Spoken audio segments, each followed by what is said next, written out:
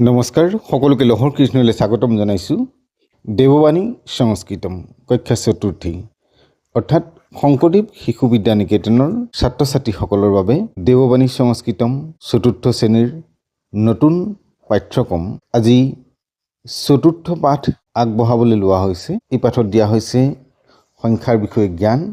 গতিকে তোমালোকে ভিডিঅ'টি আৰম্ভণিৰ পৰা শেষলৈকে চাবা আৰু লাইক কমেণ্ট কৰি কেনে লাগিছে জনাবলৈ নেপাহৰিবা। সংখ্যাৰ কথা ক'বলৈ যাওঁতে আমি প্ৰথমতে এটা কথা মন কৰিবা যে 1ৰ পৰা 4লৈকে সংখ্যাকেইটাক পুলিংগ, স্ত্ৰীলিংগ, ক্লিবলিংগ এনেধৰণে 3টা ভাগত ভাগ কৰি দেখুওৱা হয়। কিন্তু বাকী তাৰ পিছৰ যিমানখিনি সংখ্যা হ'ব সেই সকলোবোৰ সংখ্যা কেৱল একেই থাকিব, মানে একেটা লিংগত থাকিব বুলি ক'ব লাগিব। পুলিংগত যেনেকুৱা হয় স্ত্ৰীলিংগতো হ'ব, ক্লিবলিংগতো হ'ব। এতিয়া পাঠটোৰে মন কৰিবা। একহ ছাত্ৰ, এজন ছাত্ৰ, একা কন্যা, এগৰাকী কন্যা, একং ফলম, এটা ফল। দ্বৌ মৃগৌ, দুটা মৃগ, দ্বে মহিলে, দুগৰাকী মহিলা, দ্বে নেত্ৰে, দুটা চকু। ত্ৰয়ঃ দেৱাঃ, তিনিজন দেৱতা, ত্ৰিশঃ বালিকাঃ, তিনিগৰাকী ছোৱালী, ত্ৰীণি কন্দুকানি, তিনিটা বল। চত্বাৰঃ সৈনিকাঃ, 4জন সৈনিক, শতস্য মালা, 4ডাল মালা, চত্বাৰি পুস্তকানি, 4খন কিতাপ। পঞ্চ পুৰুষাঃ, 5জন পুৰুষ, পঞ্চমক্ষিকাঃ, 5টা মাখি, পঞ্চপুষ্পানি, 5পা ফুল। শত কপোতাঃ, 6টা কপৌ, শতলতাঃ, 6ডাল লতা, শতফলানি, 6টা ফল।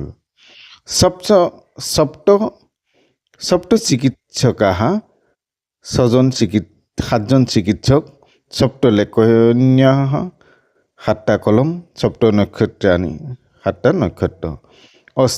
অষ্টকাকাঃ, 8টা কাউৰী, অষ্টচাৰিকাঃ, 8টা শালিকা, অষ্ট উপনেত্ৰাণি, 8টা চশমা বা 8যোৰ চশমা। নৱমৎস্যাঃ, 9টা মাছ, নৱতুলিকাঃ, 9ডাল তুলিকা, নৱমোদকানি, 9টা লাডু। দশ সিংহাঃ, 10টা সিংহ, দশমক্ষিকাঃ, 10টা মাখি, দশ ছত্ৰাণি, 10টা ছাতি। এতিয়া আহিলে পিছৰ পৰা সংখ্যাবোৰ চোৱা।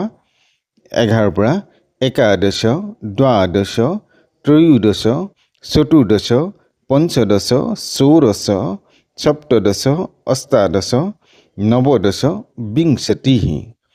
একবিংশতিঃ, দ্বাবিংশতিঃ, ত্ৰয়োবিংশতিঃ, চতুৰ্বিংশতিঃ, পঞ্চবিংশতিঃ, ষট্বিংশতিঃ, সপ্তবিংশতিঃ, অষ্টবিংশতিঃ, নববিংশতিঃ, ত্ৰিংশৎ। একত্ৰিংশৎ, দ্বাত্ৰিংশৎ, ত্ৰয়োত্ৰিংশৎ, চতুৰ্ত্ৰিংশৎ, পঞ্চত্ৰিংশৎ, ষট্ত্ৰিংশৎ, সপ্তত্ৰিংশৎ, অষ্টত্ৰিংশৎ, নৱত্ৰিংশৎ, চতুৱাৰিংশৎ। এনেধৰণে আমি 100লৈকে ইয়াত গাব পাৰোঁ। গতিকে তোমালোকে 100লৈকে লিখাৰ চেষ্টা কৰি চাবা। আজিলৈ পাঠ ইমানতে সামৰিছোঁ। পৰৱৰ্তী নতুন পাঠ লৈ আহিম।